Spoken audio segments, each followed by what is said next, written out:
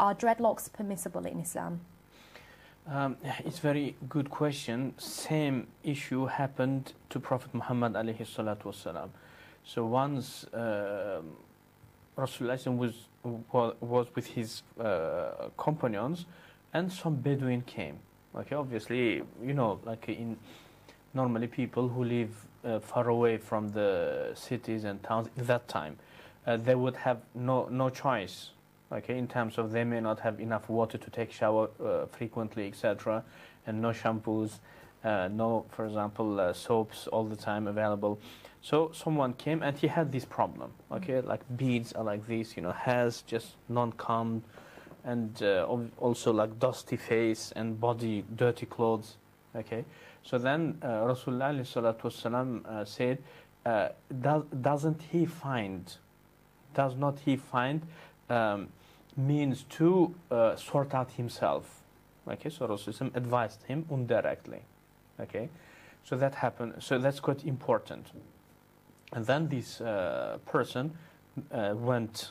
Okay, so maybe one of the Sahaba helped him, took him to his house to take shower, to cut his hairs, and to comb and to cut his beads, and then to put on some oils, and he came back. So then Prophet Muhammad looked at him and he said, isn't it this better for you than what you was before? Okay, so it is quite important. So that's one thing. And also another thing, Prophet Muhammad mentioned, saying, تَزَيَّنُوا لِنِسَائِكُمْ, quite famous hadith, saying, beautify, decorate, beautify yourself for your ladies, for your wife.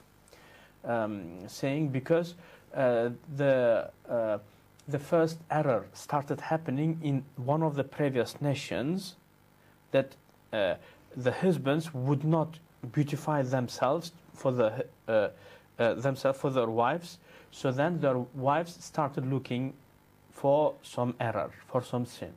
Okay, so it's quite important for the Muslim to look after himself.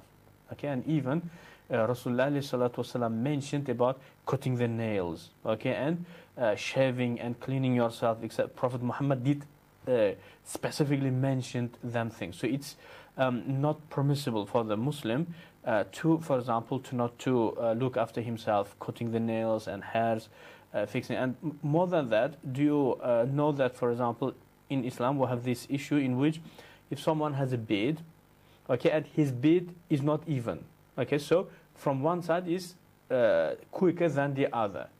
Okay, so it's wajib to cut and to make them balanced. Okay, as well as Rasulullah used to cut his beard from the sides and the length also. Okay, making himself tidy. Okay, so that's quite important in Islam. That is a very important thing in Islam. And also, especially the nails also, cleaning yourself and shaving. So all of that is very, very important. Mm. Yeah. Okay, okay. I mean, in terms of dreadlocks can be deemed a cultural thing, can't it? Like keeping yourself clean, it is a religious ritual in Islam.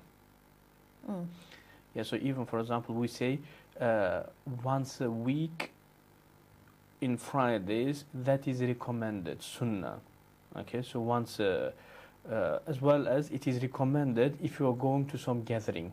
Mm. There are many people that think dreadlocks are very clean. No, calming, it's including the calming, you know. Mm. Yeah, yeah. Mm. Okay.